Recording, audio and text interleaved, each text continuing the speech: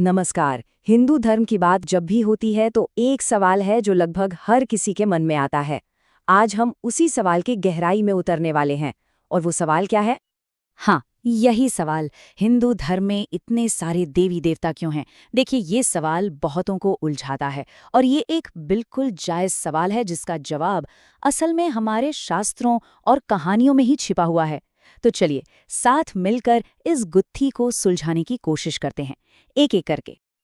तो शुरुआत कहाँ से करें? देखिए, इस पूरे कॉन्सेप्ट को समझने के लिए ना सबसे पहले हमें एक बहुत ही ज़रूरी फ़र्क को समझना होगा।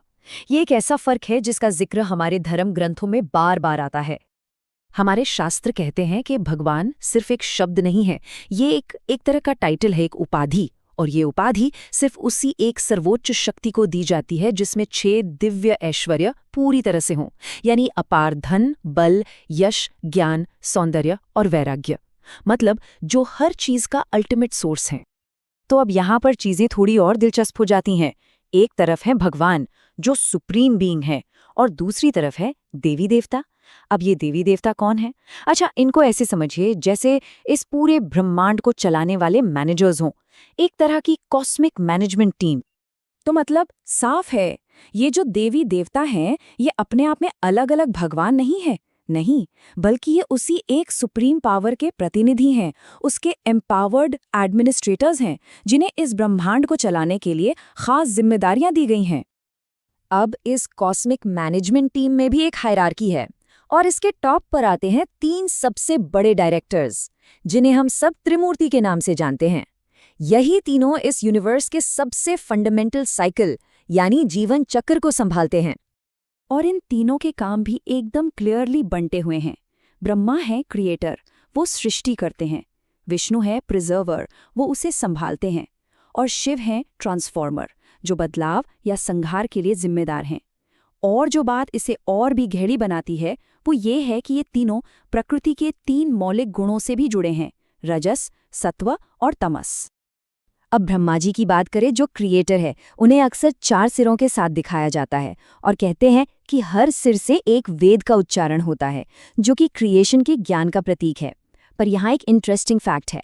एक पौराणिक कथा में मिले श्राप की वजह से आज उनकी पूजा उतनी नहीं होती जितनी त्रिमूर्ति के बाकी 2 सदस्यों की होती है।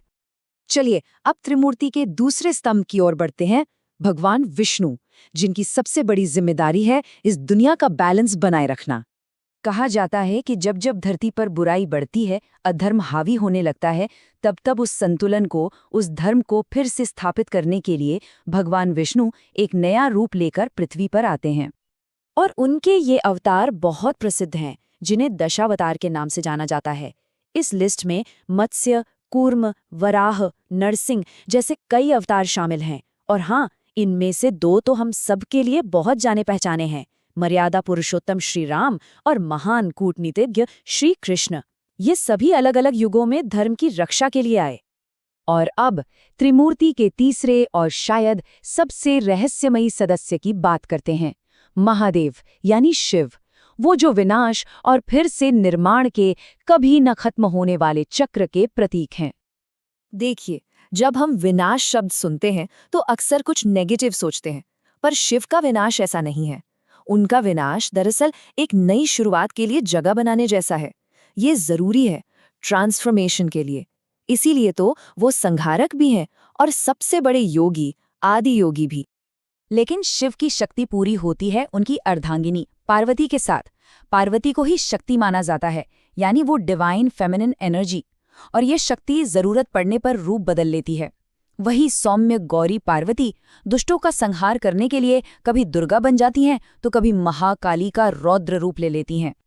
और शिव पार्वती की बात हो तो उनके पुत्र गणेश की कहानी को कैसे भूल सकते हैं?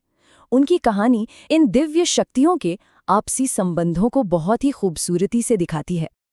गणेश जी के जन्म की कथा बड़ी ही अद्भुत और थोड़ी नाटकीय है। हुआ यूं कि माँ पार्वती ने एक बार स्नान के लिए जाने से पहले अपने उपटन से एक बालक की मूर्ति बनाई और उसमें जान डाल दी।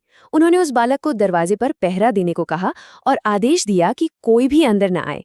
अब संयोग देखिए, उसी वक्त शिवजी घर लौटे। बालक ने उन्हें पहचाना नहीं और अंदर जाने से रोक दिया। इस बात पर शिवजी को क्रोध आ गया और उन्होंने गुस्से में उस बालक का सिर काट दिया। जब पार्वती जी बाहर आई और ये सब देखा तो वो शोक में डूब गईं। अपनी प्रिय को दुखी देख शिव जी ने वचन दिया कि वो बालक को फिर से जीवित करेंगे। उन्होंने अपने गणों को भेजा और कहा कि जो भी प्राणी सबसे पहले दिखे उसका सिर ले आओ, और वो था एक हाथी। तो उन्होंने हाथी का सिर उस बालक के धड़ पर लगाया और उसे फिर से जीवन दान दिया। और इस अनोखे पुनर्जन्म के साथ ही गणेश को एक वरदान भी मिला। ये वरदान था कि आज के बाद किसी भी पूजा या शुभ काम की शुरुआत सबसे पहले उन्हीं की पूजा से होगी, और तभी से वो बन गए विघ्नहर्ता, यानी हर बाधा को, हर विघ्न को हरने वाले। तो देखिए, ये सारी कहानियां, ये सारे रूप हमें वापस हमारे उसी पहले सवाल पर ले आते हैं, इतने सारे देवी देवता क्यों हैं? तो इसे ऐसे समझ सकते हैं कि ये सभी एक ही विशाल पेड़ की तरह हैं। जड़ एक ही है, वो परम सत्ता, और ये देवी देवता उसकी अनगिनत शाखाएं, पत्ते और फूल हैं। सबको पोषण उसी एक जड़ से मिल रहा है। तो आखिर में शायद असली सवाल ये नहीं है कि देवता कितने हैं। शायद असली सवाल ये है कि क्या ये सारे अलग अलग रूप उस एक ही परम सत्य तक पहुंचने के, उसे समझने के अलग अलग रास्ते हैं? हो सकता है कि इतनी विविधता इसलिए हो क्योंकि उस एक अनंत को हमारा सीमित मन शायद इन्हीं अलग अलग रूपों के जरिए ही समझ सकता है। इस पर जरूर सोचिएगा।